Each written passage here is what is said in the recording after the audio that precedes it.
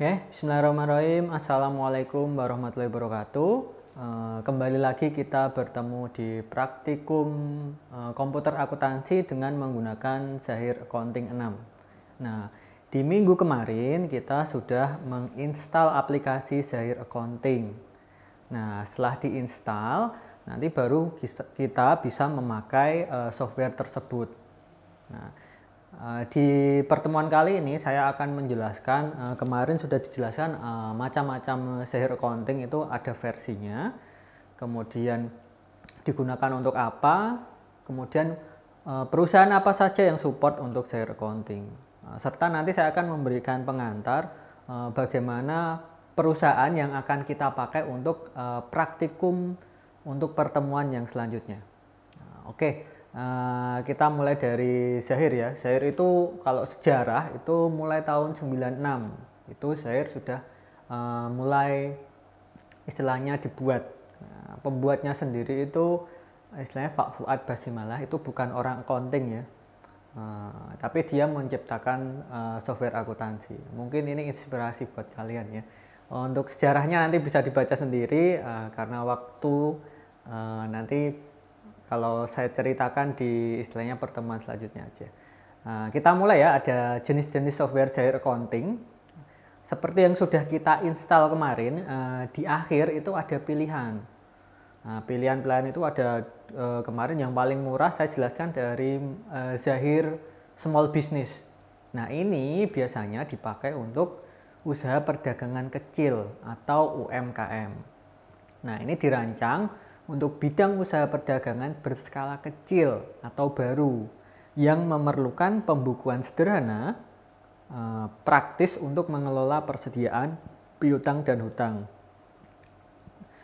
Kemudian ada juga modul-modul seperti pembelian, penjualan barang, mengelola hutang dan piutang, mengelola persediaan, buku besar, serta kas dan bank.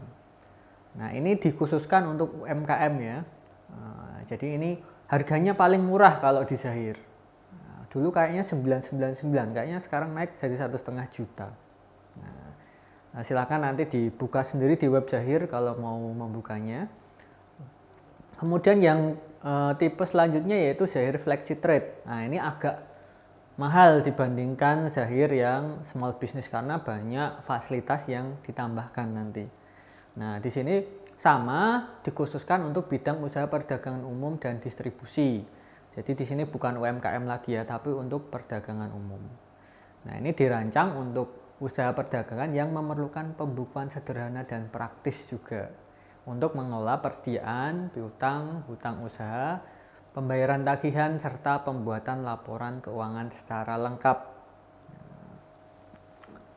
Selanjutnya yang ketiga yaitu Zahir personal. Nah, ini beda lagi, hampir sama dengan Flexi Trade.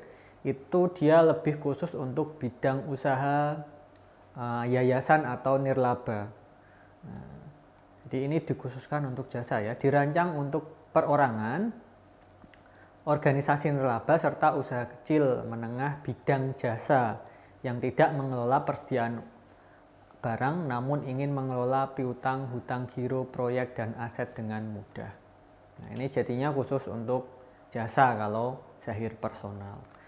Kemudian yang selanjutnya lagi yang keempat yaitu Zahir standar. Nah, ini digunakan untuk bidang usaha kontraktor, jasa, dagang. Nah, ini lebih mahal lagi, nanti ini di bawahnya enterprise. Nah, dia juga menyediakan perakitan barang ya. Ini nanti sama seperti di enterprise. Kemudian yang terakhir yaitu Zahir Enterprise. Nah, ini yang kita pakai nanti untuk praktikum. Nah, ini Zahir yang paling mahal. Sekarang kalau nggak salah sekitar 25 atau 35 juta. Nah, saya agak lupa, bisa dilihat sendiri nanti. Kemudian ada juga Zahir Enterprise Plus ya. Nah, ini lebih ke ERP. Kalau kalian mengikuti mata kuliah saya, Sistem Informasi Manajemen, adanya namanya ERP, Enterprise Resource Planning. Jadi ini sudah online, menghubungkan antar cabang. Jadi sudah sangat lengkap fasilitasnya. Jadi bisa dihubungkan antara satu cabang dengan cabang yang lain dengan menggunakan Zahir Enterprise Plus. Oke, itu singkat terkait dengan Zahir. Kemudian lanjut lagi, kita langsung ke perusahaannya.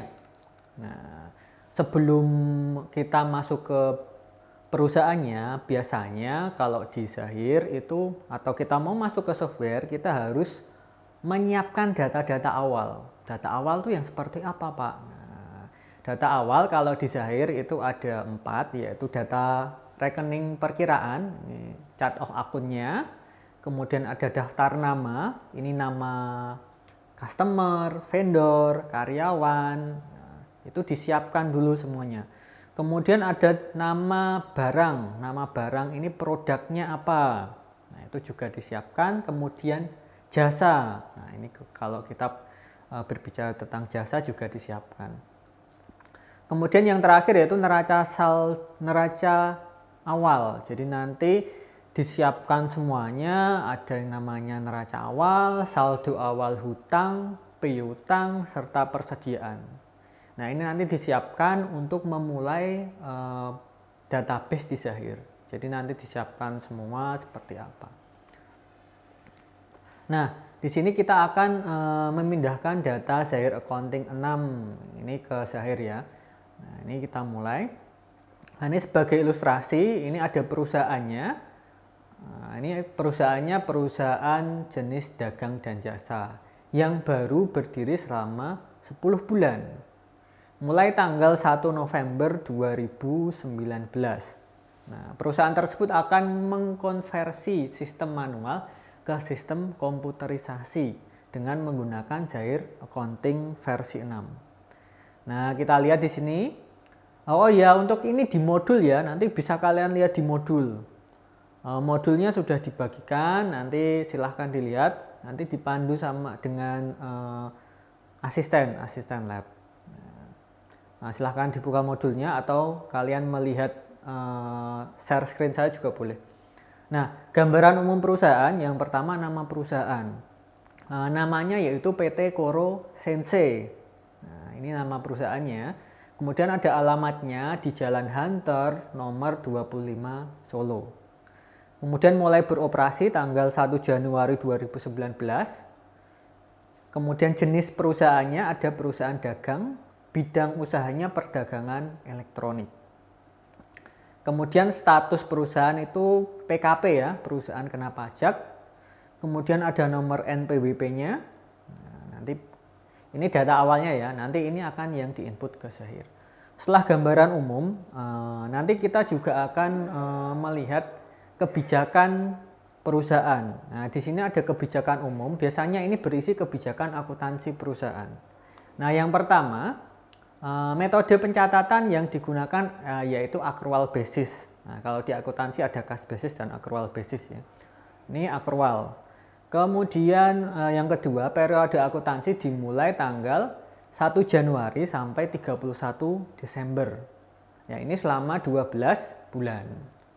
Kemudian yang ketiga, neraca saldo dibuat pada setiap akhir bulan. Jadi nanti setiap akhir bulan kita akan membuat neraca saldo. Kemudian yang keempat, menggunakan jurnal umum dan jurnal khusus dalam melakukan pencatatan. Nah, kemudian yang kelima yaitu mata uang yang digunakan yaitu rupiah. Nah, nanti kalau di Zahir ada beberapa mata uang ya. Nah, ini pakai single currency, pakainya rupiah. Kemudian ada lagi kebijakan terkait transaksi pembelian. Jadi di sini setiap transaksi pembelian akan dikenakan PPN keluaran sebesar 10% dari nilai pembelian. Kemudian yang kedua, beban transport ditanggung oleh perusahaan. Nah, ini kalau kalian di mata kuliah audit ada FOB shipping point dan destination. Nah, itu terkait beban transport. Kemudian yang ketiga yaitu setiap transaksi retur pembelian akan diperhitungkan pengurangannya antar nilai hutang dan PPN keluaran. Kemudian yang keempat, potongan tunai pembelian sebesar 2/10 net 30. Jadi dia akan mendapatkan potongan ketika pembayarannya itu kurang dari 10 hari. Dengan potongan 2%, jatuh temponya 30 hari. Kemudian yang selanjutnya transaksi pengeluaran kas. Nah, ini juga kebijakan ya. Setiap pengeluaran kas untuk transaksi pembelian tunai atau kredit menggunakan sistem transfer antar bank. Nah, kemudian yang kedua, pengeluaran kas 500.000 sampai dengan 1 juta harus menggunakan kas kantor. Nah, ini bagian yang namanya kalau diaudit pengendalian internal. Nah, ini nanti luas lagi ya, nanti saya jelaskan lagi. Kemudian kita masuk ke pengeluaran kas, kurang dari 500.000 dilakukan menggunakan dana kas kecil. Jadi kalau kurang dari 500.000 menggunakan dana kas kecil. Kemudian ada pengeluaran kas untuk operasional perusahaan lebih dari 1 juta harus menggunakan cek via bank. Nah, ini adalah kebijakan transaksi untuk kas. Kemudian ada transaksi penjualan, ini hampir sama. Kalau di penjualan, setiap transaksi penjualan itu kena PPN masukan sebesar 10% ya dari nilai penjualan. Beban transport ditanggung pembeli. Setiap transaksi nanti akan mengurangi piutang dan PPN masukan ketika terjadi retur penjualan. Kemudian potongan sama, dapat potongan 2% ketika pembayaran piutangnya itu kurang dari 10 hari, mendapatkan potongan 2%. Kemudian selanjutnya transaksi penerimaan kas, itu setiap penerimaan kas sementara akan disimpan di brankas perusahaan dan dicatat ke dalam akun kas belum disetor. Nah, dana perusahaan disimpan dalam rekening BCA atas nama Koro Sensei dengan nomor rekening 17105695505. Nah, ini lanjut lagi untuk kebijakan terkait penilaian persediaan barang. Metode yang kita pakai itu FIFO, first in first out. Nanti ada 3 metode ya. Nah, nanti saya jelaskan lagi. Kemudian yang kedua itu disediakan kartu untuk mencatat persediaan barang, baik keluar ataupun masuk item barang. Oke, kebijakan yang selanjutnya yaitu penyusutan aktiva tetap. Nah, penyusutan aktiva tetap dihitung menggunakan metode garis lurus. Nanti ada beberapa ya, kita pakai yang garis lurus. Kemudian yang kedua itu mempunyai peralatan toko yang memiliki umur ekonomis 5 tahun dengan nilai residu atau nilai sisa 1 juta. Untuk kendaraan operasional itu memiliki umur ekonomis 15 tahun dengan nilai residu 5 juta. Nah, perhitungan pencatatan beban penyusutan itu dilakukan pada akhir bulan. Jadi nanti setiap akhir bulan akan dilakukan yang namanya penyusutan aktiva tetap. Kemudian ada daftar rekening perusahaan, ini terkait dengan tadi ya akunnya. Nah, ini sudah bisa dilihat di modul, ada daftar rekening neraca, nanti ada aktiva dan pasiva. Kalau di sini namanya harta, nanti ada akun harta serta sub-subnya. Kalau harta di sini ada kas, bank, piutang dagang. Nah, ini bisa dilihat sendiri ya. Kas itu ada kas kecil, kas dalam US dollar, kas belum disetor, kemudian bank ada bank Koro Sensei, kemudian ada piutang dagang. Nah, ini bisa dilihat sendiri di modul. Nah, nanti ini kita akan memasukkannya ke software Zahir. Ini sampai modal, sampai dengan biaya. Kemudian yang selanjutnya setelah kita lihat chartnya atau akunnya, nah kita persiapkan juga neracanya. Nah, selanjutnya yaitu yang disiapkan yaitu data pelanggan. Nah, data pelanggan ini nanti selain nama pelanggannya sama kodenya, itu juga ada namanya saldo awal piutang. Karena perusahaannya sudah berjalan, jadi ada saldo piutangnya, saldo yang paling terakhir. Nah, di sini ada nama pelanggan umum, Kilowa Komputer, Saitama Komputer, dan Onizuka. Kemudian ada saldo awal piutang, tanggal dan terminnya ada ya. Kemudian apalagi yang disiapkan yaitu data pemasok atau vendor. Nah, ini sama, ada nama perusahaan, saldo awal kalau yang pelanggan tadi piutang, kalau vendor itu hutang. Ada tanggal sama terminnya. Kemudian ada daftar karyawan. Nah, ini ada daftar karyawannya juga yang disiapkan nanti yang untuk mengoperasikan software Zahirnya. Kemudian ada data kelompok barang. Nah, kalau di Zahir nanti dikelompokkan barangnya. Jadi nanti ada namanya fasilitas kelompok barang. Di sini kalau notebook ya notebook semua, nanti semua jenis notebook Asus, Acer, Lenovo, nanti masuk ke notebook. Kemudian ada smartphone atau handphone, nanti juga sama merek-merek semuanya masuk di sini. Ada tablet dan paket. Nah, ini jenis kelompok barangnya. Kemudian yang selanjutnya yaitu satuan pengukuran. Nah, kita pakainya unit ya. Ini nanti sebagai unit dasar. Jadi barangnya semua satuannya unit. Kemudian ada persediaan barang dagangan. Nah, ini persediaan terakhir per 31 Oktober ya. Di sini ada kode, nama, kelompok barang seperti tadi, satuan, harga satuan, dan jumlah stok barangnya. Nah, contoh kode N-01 yaitu Asus A556UF. Jenis kelompok barangnya notebook, satuannya unit, harganya 1 juta, ada stok 3 unit. Nah, nanti langsung diinput ke Zahir. Kemudian ada data pajak, ini terkait PPN ya, jadi setiap transaksi itu dikenakan PPN tadi. Untuk pajak sendiri ada pajak penjualan, presentasinya 10%. Untuk akun beli itu pajak dibayar di muka, untuk akun jual atau pajaknya itu utang pajak penjualan. Kemudian ada juga daftar aktif tetap yang tadi sudah ada ya untuk kriteria atau kebijakan penyusutannya. Di sini ada mesin dan peralatan serta kendaraan. Nilainya juga sudah ada, umur ekonomis serta nilai residunya. Nanti tinggal kita masukkan. Ini dibeli tanggal 1 Mei 2019. Ada 2 jenis harta tetap.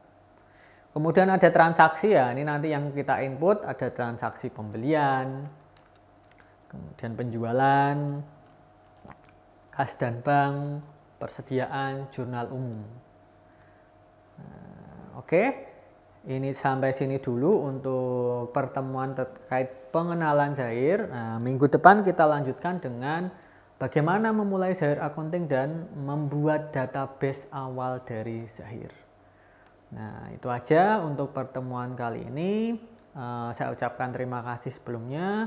Mohon maaf apabila banyak kekurangan. Nanti kalau ada pertanyaan silahkan di grup atau chat tanya dengan asisten atau saya sendiri. Untuk pertemuan yang kedua ini saya akhiri sekian. Terima kasih perhatiannya. Assalamualaikum warahmatullahi wabarakatuh.